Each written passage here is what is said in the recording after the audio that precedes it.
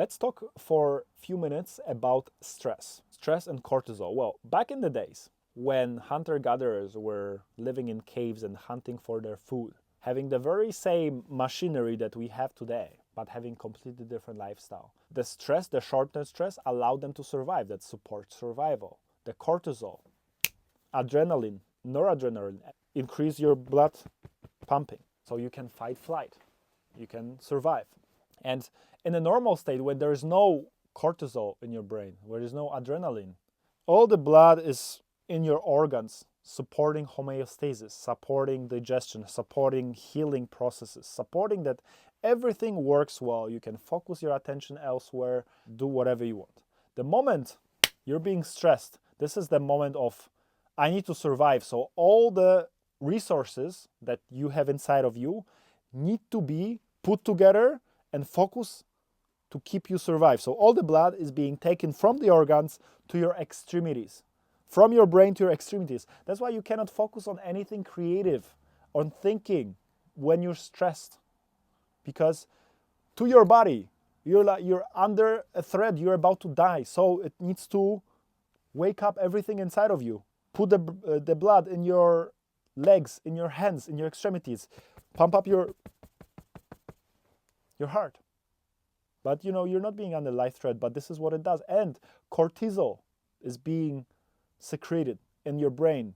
And short, quick spikes of cortisol, it's healthy. This is what wakes you up in the morning. But if it's not flushed, if it's constantly there, that is, of course, it's influencing your brain, the way it works, but also is creating a non-repairable changes on the surface of your brain, because the electrical signals are not working as they do normally. You're decreasing the amount of gray matter that you have in your brain.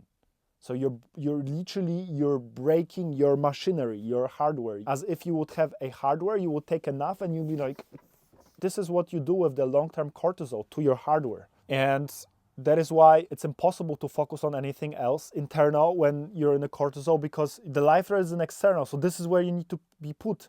And the more information you're being fed, like you're in the loop.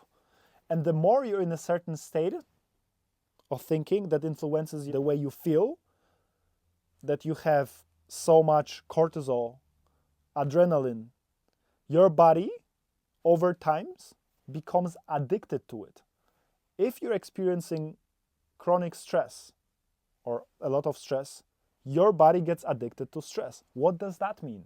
That once you're addicted, you're going to do anything and everything in order to get the substance that gets you this feeling, whether it's good for you or bad for you.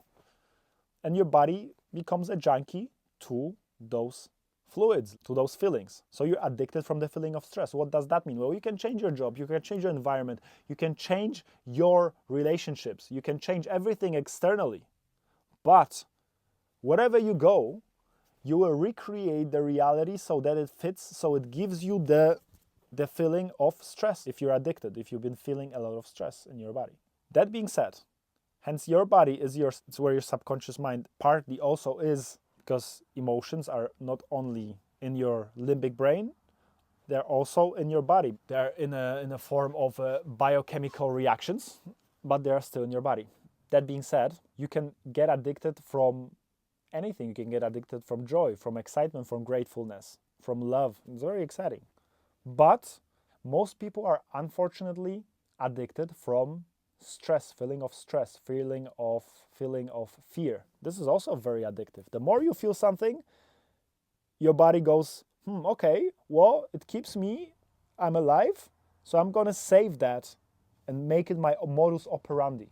Where is it good for me for? It doesn't judge, because the more input you give, the very same input, it's going to your subconscious mind. It's gonna be like, okay, well, I'm gonna recreate that. That's what keeps us stuck, because the way we feel influences the way we think, and the way we think influences the way we feel, and the way we feel influences the way we think, and the way we think influences the way we feel. It's a loop. And this loop influences what actions are we taking or not. Are we doing something? How are we doing it? Because what we think and feel in the very moment will influence the way we are doing things.